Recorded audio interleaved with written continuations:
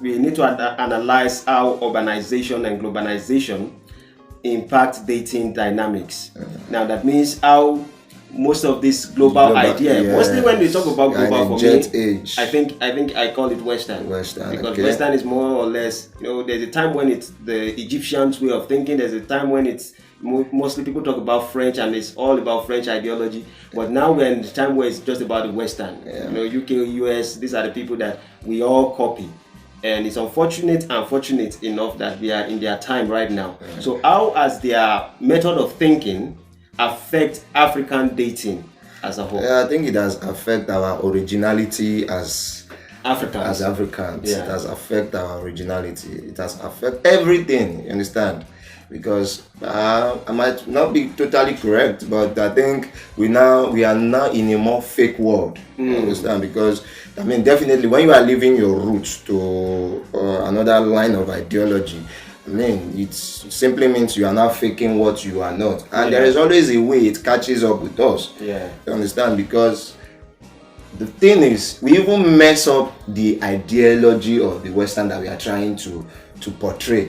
We overdo some things that even they themselves now look at us and say, this is serious. This is not what we bargained for. Yeah. Because before now, the wearing of trousers, skimpy wears, they don't have a problem with it. But you would see that even till now, they dress more decent than us. If you see the way we wear skimpy things now, it's even more crazy than theirs. Crazy jeans, bomb shorts, that is even much more exposing. So, and how did it come? How did we get there? It's all about trying to copy the so-called Western ideology. Yes? And that is why we have series of problems in African relationship these days. Because you want to follow the Western ideology, you say, okay, now when you marry, all you just want to do is the white wedding. Or because if you have not done the white wedding, you have not yet married. Yes. I don't buy into the idea of the so-called white wedding.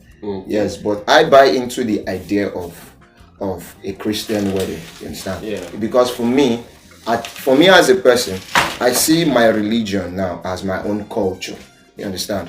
So if my religion is my culture and my religion way of recognizing marriage is through the blessing of the church, then you cannot do without it.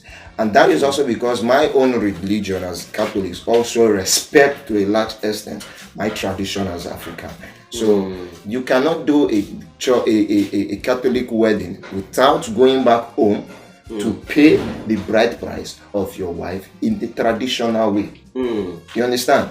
But most religion mess it up. They will tell you, I was listening to a priest the other day. He was just referencing the fact that these days it's still based down to this westernization ideas that people now go to traditional marriage, where you are supposed to take pami to go and give to your husband to drink, then take it to your father-in-law for blessing.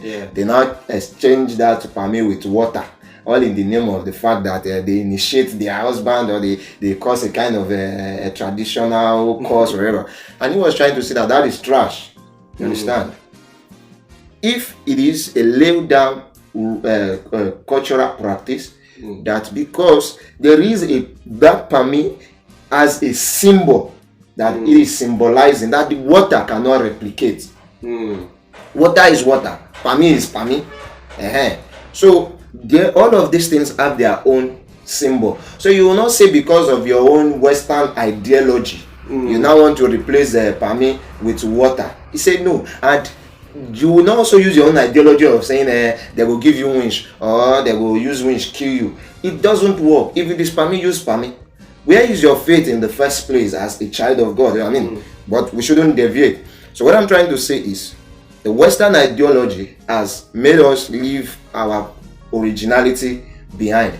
Instead of improving in that originality, what we now see people do is to now outrightly condemn that originality because before now, if you want to go into a relationship, a little bit about Alarino used to come for the Yorubas as a role to play, where somebody have to go, without your knowledge, investigate about your family heritage, your background, to know if you are the family their children is coming into is a safe one or if it's a good one. But all of this has currently now been shortchanged with dating platform, where we now do now is see ourselves on social media, Facebook, TikTok. Babe, how far I like you, before you know, because the person has wowed you with his mastery of words or the use of English, or is good at chatting, then gradually is exposing a part or his part to you on wow, good. You've forgotten that originality of doing a background check. To say, oh, okay, coming back home to say mom and dad, it is not outrightly out of place if your parents have a say in the kind of woman you want to choose. You understand? It's not as if they're going to lord it over you, but their advice cannot be overemphasized. Understand? So, but you see, even these days, people don't consult their parents. They just say, mom, it's not you. My wife wants to live with it. It is me. It is me that I'm married. Forgetting the fact that the ideal sense of marriage is not just to you. For us as Africans, the Westerners can say marriage is between a man and a woman. The act of getting wedded is between the man and a woman, but marital life is between two families. Because there is no way your wife's family will still come say hello once in a while. Your own family will come to say hello once in a while. So if we do not have this togetherness from beginning, then there is bound to be fracture along the way.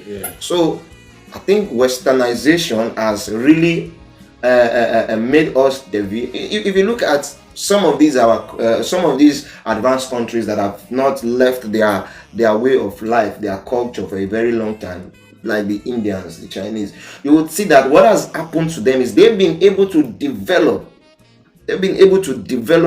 their own traditions. They've been able to abolish over time on their own what they really think does not speak to reality anymore. Some practices, there was something that I love about the current king of Benin, and may he live long.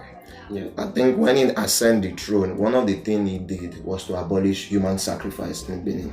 You understand? And that is the right step in the right direction. You understand? Because I think over time, as a custodian of cultures and tradition, he has also seen that human sacrifice in modern days reality does not speak to reality. Maybe I might be wrong, but I think for him to come and say, okay, going forward, make such kind of pronunciation is to show to us that rather than abolishing our cultures or doing away in totality with our traditions, we can over time develop it, modernize it.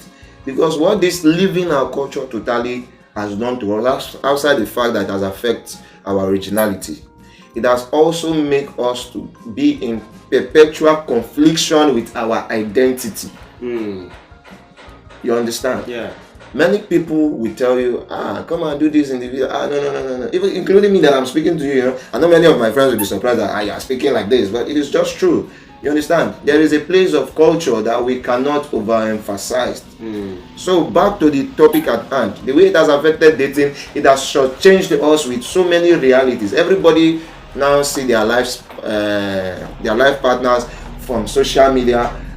The meeting start on social media, the interest building social media, final arrangement that might lead to wedding, social media. When you now start living together, you now leave that world of social media to a more world of reality.